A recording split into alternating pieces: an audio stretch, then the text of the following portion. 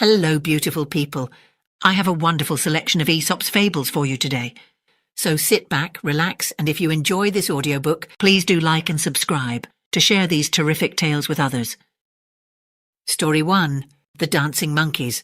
A prince had some monkeys trained to dance. Being naturally great mimics of men's actions, they showed themselves most apt pupils, and when arrayed in their rich clothes and masks, they danced as well as any of the courtiers. The spectacle was often repeated with great applause, till on one occasion a courtier, bent on mischief, took from his pocket a handful of nuts and threw them upon the stage. The monkeys at the sight of the nuts forgot their dancing, and became, as indeed they were, monkeys instead of actors. Pulling off their masks and tearing their robes, they fought with one another for the nuts. The dancing spectacle thus came to an end amidst the laughter and ridicule of the audience. Story 2. The Cat and Venus. A cat fell in love with a handsome young man and petitioned Venus to change her into the form of a woman. Venus consented to her request and transformed her into a beautiful damsel, so that the youth saw her and loved her and took her home as his bride.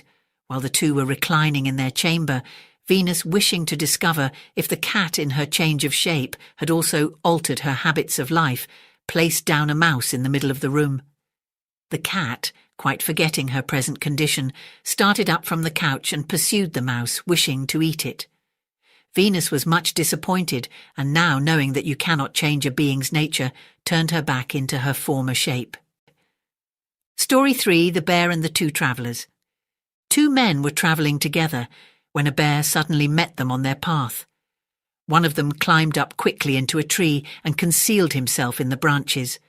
The other, seeing that he must be attacked, fell flat on the ground, and when the bear came up and felt him with his snout and smelt him all over, he held his breath and feigned the appearance of death as much as he could.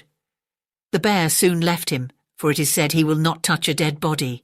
When he was quite gone, the other traveller descended from the tree and jocularly inquired of his friend what it was the bear had whispered in his ear. "He gave me this advice," his companion replied. "Never travel with a friend who deserts you at the approach of danger."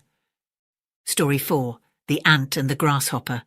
In a field one summer's day, a grasshopper was hopping about, chirping and singing to its heart's content. An ant passed by, bearing along with great toil an ear of corn he was taking to the nest.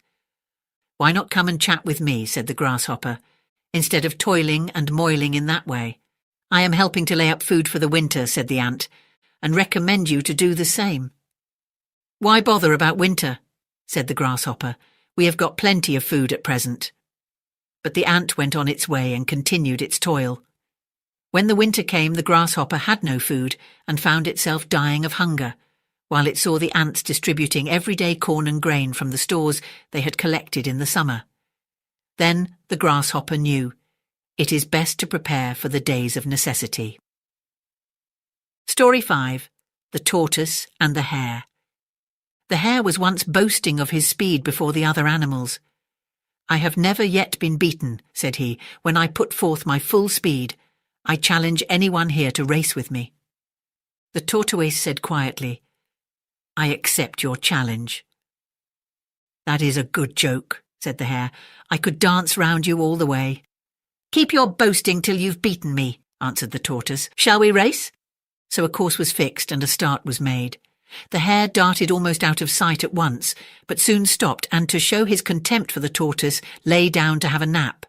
The tortoise plodded on, and when the hare awoke from his nap, he saw the tortoise just near the winning post and could not run up in time to save the race. Then said the tortoise, "Plodding wins the race." Story 6. The Bat, the Birds and the Beasts. A great conflict was about to come off between the birds and the beasts. When the two armies were collected together, the bat hesitated which to join. The birds that passed his perch said, "Come with us," but he said, "I am a beast." Later on, some beasts who were passing underneath him looked up and said, "Come with us," but he said, "I am a bird." Luckily, at the last moment, peace was made and no battle took place. So the bat came to the birds and wished to join in the rejoicings, but they all turned against him and he had to fly away. He then went to the beasts, but soon had to beat a retreat, or else they would have torn him to pieces. "Ah," said the bat, "I see now.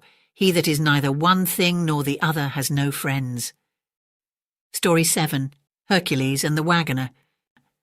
A wagoner was once driving a heavy load along a very muddy way. At last he came to a part of the road where the wheels sank halfway into the mire, and the more the horses pulled, the deeper sank the wheels. So the wagoner threw down his whip and knelt down and prayed to Hercules the strong. "O Hercules, help me in this my hour of distress." But Hercules appeared to him and said, "Tut, tut, man, don't sprawl there. Get up and put your shoulder to the wheel. The gods help them that help themselves." Story 8. The Hunter and the Woodman. A hunter, not very bold, was searching for the tracks of a lion. He asked a man felling oaks in the forest if he had seen any marks of his footsteps or knew where his lair was. "I will," said the man, "at once show you the lion himself." The hunter, turning very pale and chattering with his teeth from fear, replied, "No, thank you. I did not ask that. It is his track only I am in search of, not the lion himself." The hero is brave in deeds as well as words. Story 9. The Wolf in Sheep's Clothing. A wolf found great difficulty in getting at the sheep owing to the vigilance of the shepherd and his dogs. But one day it found the skin of a sheep that had been flayed and thrown aside, so it put it on over its own pelt and strolled down among the sheep. The lamb that belonged to the sheep, whose skin the wolf was wearing, began to follow the wolf in the sheep's clothing. So, leading the lamb a little apart, he soon made a meal of her, and for some time he succeeded in deceiving the sheep and enjoying hearty meals, thus proving that appearances can be deceptive. Story 10. The Shipwrecked Imposter. The shipwrecked chimpanzee had been clinging for a long time to a slender spar when a dolphin came up and offered to carry him ashore. This kind proposition was immediately accepted, and as they moved along, the chimp commenced to tell the fish many marvellous tales, every one of them a bundle of falsehoods. "Well, well, you are indeed an educated chap," said the dolphin in admiration. "My schooling has been sadly neglected, as I went to sea when but a week old." Just then they entered a large bay, and the dolphin, referring to it, said, "I suppose you know Herring Roads?" The chimp, taking this for the name of a fellow, and not wishing to appear ignorant, replied, "Do I know Rhodes? Well, I should almost think so. He's an old college chum of mine, and related to our family by—" This was too much for the dolphin, who immediately made a great leap, and then, diving quickly, left the imposter in the air for an instant before he splashed back and disappeared, thinking, "A liar deceives no one but himself." Thank you for listening. I hope you enjoyed the story, and if you did, please like, subscribe or comment to share this video with others. If you need a little more help getting to sleep, check out my other stories or my relaxing insomnia relief sleep videos. I hope you have sweet dreams, and don't forget to come back soon for another terrific tale.